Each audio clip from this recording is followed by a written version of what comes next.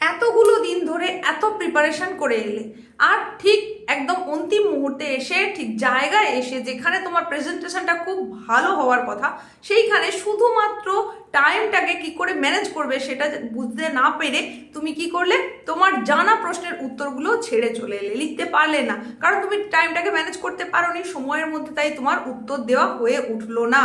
এইরকম অপ্রীতিকর সিচুয়েশন যাতে অ্যারাইজ না করে তার জন্য সেই ভাইটাল ট্রিক্সটাই তোমাকে শিখিয়ে দেবো যে ভূগোল বিষয়ের পরীক্ষায়, এই উচ্চ মাধ্যমিকের 4th সেমিস্টারের সময় ভূগোল পরীক্ষায় তুমি কিভাবে টাইম ম্যানেজ করবে, যাতে তুমি নির্দিষ্ট সময়ের মধ্যে তোমার সম্পূর্ণ লেখাটা শেষ তো করবেই, তারই সঙ্গে সঙ্গে খাতাটা পুরো রিচেক করার নেওয়ার জন্য কিন্তু তোমার হাতে সময় থাকবে কিছুটা হলেও। কিভাবে করবে সেটাই এখন জানিয়ে দেবো। সুতরাং বুঝতেই পারছো অত্যন্ত ভাইটাল হতে চলেছে এই উপস্থাপনা। অতি গুরুত্বপূর্ণ পয়েন্টগুলো তোমাকে মাথায় রাখতে হবে, সেই অনুযায়ী কিন্তু তোমাকে এখন থেকে টাইম ম্যানেজমেন্টটা শিখে নিতে হবে। সময় নষ্ট একেবারেই নয়। চলো তাহলে দেখে নাও কিভাবে উচ্চ মাধ্যমিকের 4th সেমিস্টারের ভূগোল বিষয়ে প্রত্যেকটা প্রশ্নের জন্য তুমি নির্দিষ্ট টাইমটাকে ম্যানেজ করবে, কোন মার্কসের প্রশ্নের জন্য কিভাবে তুমি কতটা টাইম দেবে সেটাও কিন্তু ডিটেলসে জানিয়ে দেবো। তবে তার আগে তোমাদের সকলের কাছ থেকে একটু জেনে নিতে চাই যে তোমাদের চূড়ান্ত পর্বের মহা প্রস্তুতি ঠিক কেমন অবস্থায় রয়েছে। প্রত্যেকে টপাটপ করে একটু কমেন্টে জানিয়ে দাও যে তোমাদের প্রস্তুতিটা ঠিক কেমন হয়েছে ভূগোল বিষয়ের জন্য। 2 মার্কস, 3 মার্কস, 5 মার্কসের প্রশ্নের জন্য তোমার প্রস্তুতি কেমন, কোন জায়গায় মনে হচ্ছে একটু খামতি থেকে গেছে, কোন জায়গার প্রস্তুতিটা খুবই ভালো হয়েছে, তোমাদের সিলেবাস অনুযায়ী part A, part B, part C কোন জায়গা থেকে তুমি 100% আশা করছো, কোন জায়গাটা একটু কমজোরি হয়ে রয়েছে, সমস্তটাই তুমি কমেন্টের মাধ্যমে জানতে চাইতে পারো। তাছাড়া কোনো প্রশ্নের উত্তর যদি তোমার জানতে চাওয়ার থাকে তাহলে সেটাও কমেন্টে তুমি অতি অবশ্যই জানতে চাইতে পারো। চলো এখন দেখে নিই তাহলে আমাদের আজকের মূল বিষয়। দেখো তোমাদের ক্লাস 12 4th সেমিস্টারের ভূগোল বিষয়, যেখানে টাইমটাকে তুমি কিভাবে ম্যানেজ করবে সেটাই তো বলতে চলে এসেছি। তো আমরা আমাদের যে উচ্চ মাধ্যমিক শিক্ষা সংসদ বোর্ড, সেই বোর্ডের তরফ থেকে কিছুদিন আগেই প্রকাশ করে দেওয়া হয়েছে মডেল কোশ্চেন সেট। সেই মডেল কোশ্চেন সেটে আমরা কি দেখলাম, পার্ট এ, পার্ট বি এবং পার্ট সি, এই যে তোমাদের সিলেবাস, অর্থাৎ প্রাকৃতিক ভূগোলের মৌলিক বিষয়সমূহ, মানবীয় ভূগোল এবং তারই সঙ্গে সঙ্গে ভারতের ভূগোল, এই 3টে পার্টকে কম্বাইন করে সেখান থেকে যে মার্কসের প্রশ্ন আসা সম্ভব সেগুলোকে 3টে সেকশনে ভাগ করে দেওয়া হয়েছে মডেল সেটে। তার মধ্যে সেকশন এতে যেটা রাখা হয়েছে সেটা হচ্ছে 2 মার্কসের প্রশ্ন, আর সেকশন বিতে রাখা হয়েছে 3 মার্কসের প্রশ্ন, সেকশন সিতে রাখা হয়েছে 5 মার্কসের প্রশ্ন। এইভাবে মডেল সেটে কিন্তু পুরো সেটআপটা দেখানো হয়েছে। তাহলে এই ধরনেরই প্রশ্ন আসার সম্ভাবনা রয়েছে তোমাদের 4th সেমিস্টারের পরীক্ষায়। তো সেকশন এ যেটা, সেখানে আছে 2 মার্কসের প্রশ্ন। এই 2 মার্কসের প্রশ্ন তোমাকে কতগুলো করতে হবে সেটা তোমরা ইতিমধ্যেই জেনে গেছো। তোমাদের 3টে পার্ট মিলিয়ে মোট 6টা প্রশ্নের উত্তর করতে হবে, অর্থাৎ প্রত্যেক পার্ট থেকে 2টো প্রশ্নের করে উত্তর তোমায় করতে হবে। তাহলে তোমাকে প্রশ্ন দেওয়া থাকবে কটা, অতি অবশ্যই 12টা প্রশ্ন দেওয়া থাকবে। 12টা প্রশ্নের মধ্যে 6টার উত্তর করতে হবে। এই হয়ে গেল তোমাদের 12 মার্কস। আর ঠিক তেমনি সেকশন বিতে রয়েছে তোমাদের 3 মার্কসের কোশ্চেন। এখানেও কিন্তু 3টে পার্ট থেকে টোটাল 6টা প্রশ্নের উত্তর করতে হবে, অর্থাৎ এখানে হয়ে গেল 18 মার্কস।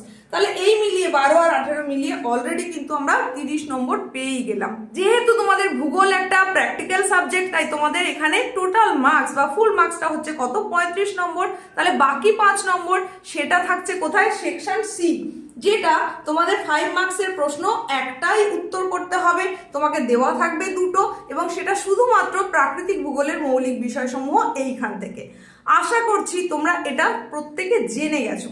তো এই যে 3টে ডিভিশন করা হয়েছে, সেকশন এ, সেকশন বি, সেকশন সি, এই জায়গায় তাহলে 2 মার্কসের 6টা প্রশ্নের জন্য তুমি কতটা টাইম দেবে, আবার 3 মার্কসের 6টা প্রশ্নের জন্য ঠিক কতটা টাইম বরাদ্দ রাখবে, আর 5 মার্কসের জন্যই বা কতটা টাইম ব্যবহার করবে, এইটাই হচ্ছে মোস্ট ভাইটাল বিষয়। দেখো তোমাদের টোটাল টাইমটা কত, সেটা হচ্ছে 2 ঘন্টা। এই 2 ঘন্টা সময় কিন্তু আসলে তোমাদের 2 ঘন্টা নয়, তোমাদের টাইমটা হচ্ছে 2 ঘন্টা 10 মিনিট। তাহলে আমি এখানে 2 ঘন্টা কথাটা কেন লিখেছি, কারণ 2 ঘন্টা 10 মিনিটের মধ্যে 2 ঘন্টাটাই হচ্ছে তোমার আসল লেখার সময়। মানে তুমি লিখতে পারবে 2 ঘন্টা সময়, অর্থাৎ 120 মিনিট সময়, আর 10 মিনিট যেটা অতিরিক্ত সময় হিসেবে তোমাদেরকে দেবে সেটা শুধুমাত্র প্রশ্নপত্র পড়ার জন্য। এই সময় কিন্তু তুমি কোনো কিছুই লিখতে পারবে না, এমনকি তোমার ফ্রন্ট পেজটা, খাতার যে ফ্রন্ট পেজ, অ্যান্সার শিটের ফ্রন্ট পেজ, সেটাও কিন্তু তুমি ফিল আপ করতে পারবে না। শুধুমাত্র প্রশ্নপত্র পড়ার জন্য তোমাকে ওই 10 মিনিট দেওয়া হচ্ছে। তাহলে তোমরা 9টা 50-এ পেয়ে যাচ্ছ তোমাদের কোশ্চেন পেপার, সেই সময় তুমি সুন্দর করে পড়ে নিচ্ছ।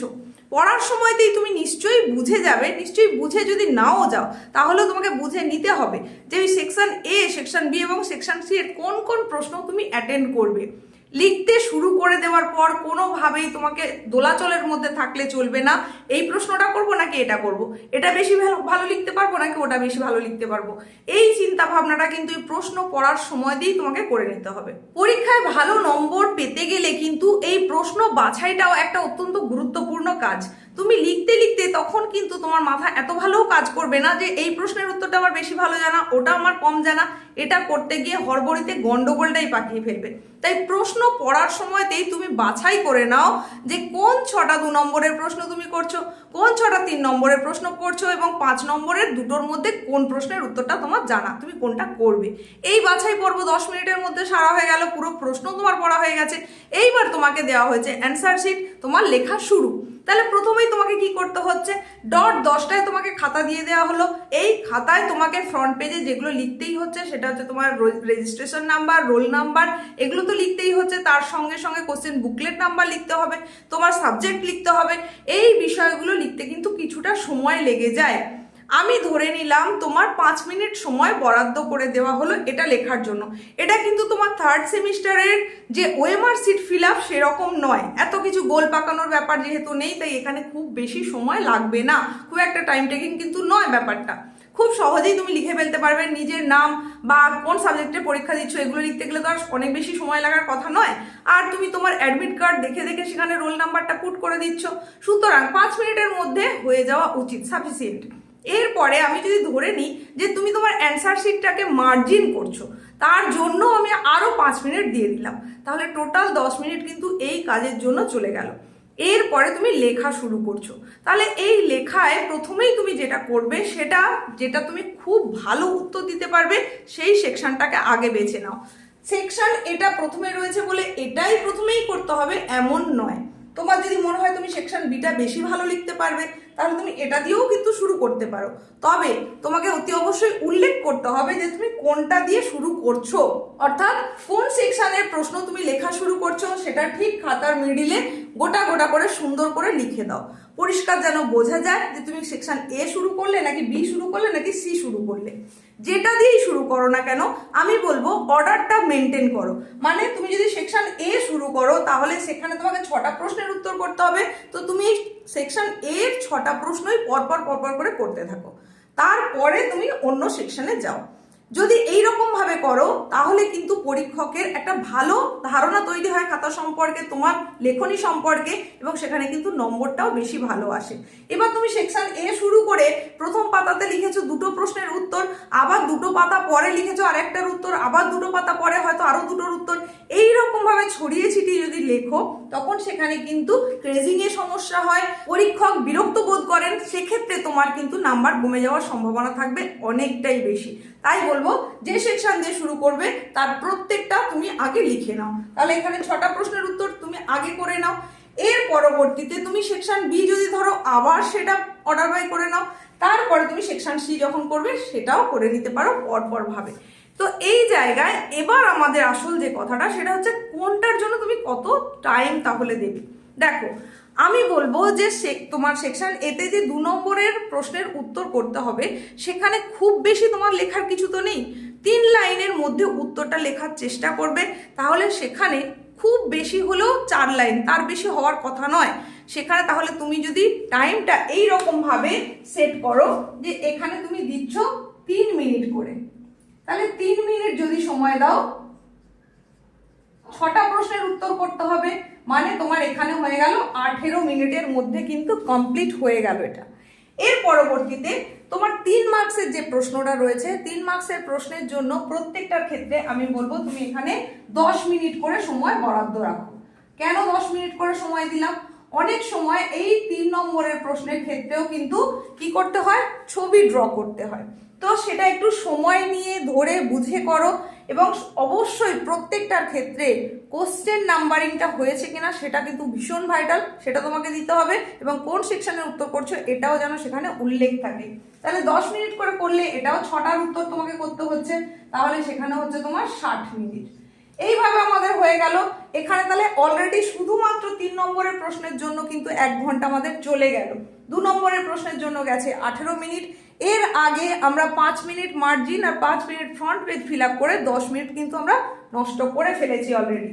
এরপরে 5 মার্কসের প্রশ্ন, এটা বলবো অতি অবশ্যই তোমাকে একটু সময় দিয়ে করতে হবে, কারণ 5 মার্কসের যে কোশ্চেনই আসবে সেখানে অতি অবশ্যই তোমাকে ছবি দিতে হবে, একটু বেশি লেন্দি হবে। সেই প্রশ্নের উত্তরটাকে সুন্দর করে গুছিয়ে ভালো করে পয়েন্ট দিয়ে দিয়ে লিখতে গেলে কিন্তু একটু সময় দিতে হবে। তাই অতি অবশ্যই এখানে তুমি দাও 30 মিনিট দাও। তাহলে 30 মিনিট যদি যাও, তাহলে এইখানে যদি তুমি 30 মিনিট দিয়ে দাও তাহলে কত হচ্ছে দেখো, এখানে অলরেডি আমাদের 1.5 ঘন্টা হয়ে গেছে, আর এখানে কিন্তু আমাদের 18 মিনিট হয়েছে, আর ওইদিকে 10 মিনিট, মানে 28 মিনিট হয়ে গেল। তাহলে তোমার হাতে এখন আর কত সময় পড়ে থাকলো? মাত্র 2 মিনিট। এই 2 মিনিটের মধ্যে টোটাল খাতাটাকে চেক করে নেওয়া কি সম্ভব? একেবারেই নয়। তাহলে তুমি কোথা থেকে চেকিং এর জন্য টাইমটা পাবে? সেটা হচ্ছে আমি যে ফ্রন্ট পেজটা ফিল আপের জন্য 5 মিনিট দিয়েছি সেটা অনেকটা বেশি সময়, এতটা সময় তোমার লাগবে না। মার্জিন করার জন্য যে 5 মিনিট দেওয়া হয়েছে সেটাও কিন্তু লাগার কথা নয়। এমনকি আমি তোমাদেরকে এর আগে একটা উপস্থাপনায় জানিয়েছিলাম মার্জিন যে সবসময় করতেই হয় এরকমও নয়, শুধুমাত্র পেজটা ভাঁজ করে নিলেই কিন্তু, মানে চারদিকে একটু করে জায়গা ছেড়ে দিলে তাহলেই হয়ে যাবে। এবার এই জায়গা ছাড়ার ব্যাপারটা হচ্ছে তোমার বাম দিকের অংশে একটু বেশি জায়গা ছাড়ো, আর খাতার মাথার দিকের অংশে জায়গাটা একটু বেশি ছাড়ো। তোমার ডান দিক এবং খাতার নিচের দিকের পোর্শনে অল্প করে জায়গা ছাড়লেই কিন্তু হবে। তাহলে সেখান থেকেও কিন্তু টাইমটা বেঁচে গেল। তারপরে এই যে 3 নম্বরের প্রশ্নগুলোর জন্য আমি 10 মিনিট করে দিয়েছি, এটা অনেকটা বেশি সময়, এত করেও তোমার সময় কিন্তু লাগবে না। আর 5 নম্বরের প্রশ্নের ক্ষেত্রেও যে আধা ঘন্টা সময় দেওয়া রয়েছে এটাও তোমার লাগবে না, এটা 20 থেকে 25 মিনিটের মধ্যে তোমার শেষ হয়ে যাওয়ার কথা। সুতরাং খুব ভালোভাবে তুমি খাতাটাকে চেক করে নিতে পারবে। চেক করে নেওয়ার পরেও দেখবে তোমার কিছুটা সময় রয়ে যাচ্ছে, তখনও পরীক্ষা হয়তো শেষ হয়নি। এইভাবে যদি তুমি টাইমটাকে ম্যানেজ করতে পারো তাহলে অতি অবশ্যই পরীক্ষার সময় প্রত্যেকটা প্রশ্নের উত্তর সুন্দর করে লিখে তো আসতে পারবেই, কোনোটাই ছাড়া হবে না সময়ের অভাবে। তারই সঙ্গে সঙ্গে অবশ্যই অবশ্যই একটা ভালো মার্কস তুমি ডিজার্ভ করবে। এরপরে একটা অত্যন্ত গোপন কৌশল তোমাদের বলে দিই, তবে তার আগে বলি, হয়তো একটু লেন্দি হয়ে যাচ্ছে উপস্থাপনাটা, কিন্তু এই সময় দাঁড়িয়ে এগুলো ভীষণ ভাইটাল বলে আমার মনে হলো, তাই তোমাদের জানাচ্ছি। তোমাদের কেমন লাগলো এই উপস্থাপনাটা বা টাইম ম্যানেজমেন্টটা সম্পর্কে? তোমাদের যদি আরো কিছু বলার থাকে সেটা সম্পর্কেও জানাতে পারো। আজকের এই উপস্থাপনা ভালো লাগলে লাইক করো, বন্ধুদের মধ্যে শেয়ার করো। যদি ভিডিও চলাকালীন সময় হাই পয়েন্ট এসে যায় অতি অবশ্যই দিয়ে দাও। গোপন কৌশলটা কি দেখো, এই যে সেকশন এ, সেকশন বি এবং সেকশন সি এর মধ্যে কোন প্রশ্নটা তোমার আগে আগে অ্যাটেন্ড করা উচিত সেটা সম্পর্কে আমার মত অনুযায়ী আমি যেটা বলতে পারি সেটা হচ্ছে অতি অবশ্যই সেকশন এটা তোমরা সবার আগে শুরু করো, এটাকে আগে অ্যাটেন্ড করো। তাহলে এখানে কি হচ্ছে, আর যে তোমার 12 নম্বর রয়েছে এই 12 নম্বরের জন্য কিন্তু তোমাকে অল্প লিখতে হচ্ছে, অল্প সময়ের মধ্যে অনেকটাই লেখা তোমার হয়ে যাচ্ছে, 12 মার্কসের উত্তর করা হয়ে যাচ্ছে। সেখানে তুমি একটা কনফিডেন্স পাবে। দেখো মাত্র এখানে আমরা সময় দিয়েছি 18 মিনিট, আর ওইদিকে 10 মিনিট, মানে প্রথম আধা ঘন্টার মধ্যে তোমার সেকশন এটা কমপ্লিট যখন হয়ে যাবে তখন তুমি বুঝেই গেলে যে অনেকটা প্রশ্নের উত্তর তুমি দিয়ে ফেলেছো। এরপরে মানে তোমার কনফিডেন্সটা যখন বেড়ে গেল সেই মুহূর্তে তুমি শুরু করো সেকশন সি, মানে সেকশন এর পরে সেকশন বি না করে আমি বলবো সেকশন সিটা শুরু করতে। কেন? কারণ এখানে একটাই প্রশ্নের উত্তর তোমাকে করতে হবে যেটার মান রয়েছে 5 মার্কস, একটু বেশি লেন্দি হবে উত্তরটা, সেখানে ছবি আঁকার ব্যাপার থাকবে, সেখানে সময়ও একটু দিতে হবে, একটু ভাবনা চিন্তা সহকারে উত্তরটা করতে হবে। এটা যদি তুমি শেষের দিকে করতে যাও, যখন তোমার মাথায় এটা ঘুরপাক করবে যে সময় শেষ হয়ে আসছে, তাড়াতাড়ির মধ্যে শেষ করতে হবে, কখন লিখবো, তখন কিন্তু এটা প্রমিনেন্ট অ্যান্সার হবে না। সেক্ষেত্রে তোমার 5-এ 5 পাওয়াটা কিন্তু কঠিন হয়ে যাবে। কিন্তু যেহেতু 5-এর নয়, এটা 3 মার্কসের প্রশ্ন, শেষের গুলো যখন তুমি উত্তর করবে সেখানে যে কোনো একটা প্রশ্নের উত্তর যদি একদম শেষের দিকে তুমি হয়তো লিখছো, কিছুটা কম লেখা হলেও 3-এ কিছু হলেও তুমি ধারে কাছে নাম্বারটা পেয়ে যাবে, মানে 2 বা 2.5 নাম্বার পেয়েই যাবে। কিন্তু 5-এর প্রশ্নে যদি তুমি যেমন তেমন করে লিখে আসো সেখানে কিন্তু এই নম্বরটা তুমি পাবে না। সেই কারণেই বলবো সেকশন এটা তুমি আগে অ্যাটেন্ড করো, তারপর সেকশন সি অ্যাটেন্ড করো, আর একেবারে শেষে সেকশন বিটা অ্যাটেন্ড করো। তবে যে জায়গায় যেমনভাবে টাইমটাকে ইউজ করতে বলেছি এইভাবে যদি করো সমস্ত সেকশনের প্রশ্নের উত্তরই সুন্দর করে লিখে আসতে পারবে। এই ছিল আজকের উপস্থাপনা। দেখা হচ্ছে খুব তাড়াতাড়ি নতুন এইরকমই গুরুত্বপূর্ণ একটা উপস্থাপনার সঙ্গে। প্রত্যেকের প্রস্তুতি খুব ভালো হোক। কেমন লাগলো অবশ্যই কমেন্টে জানাও।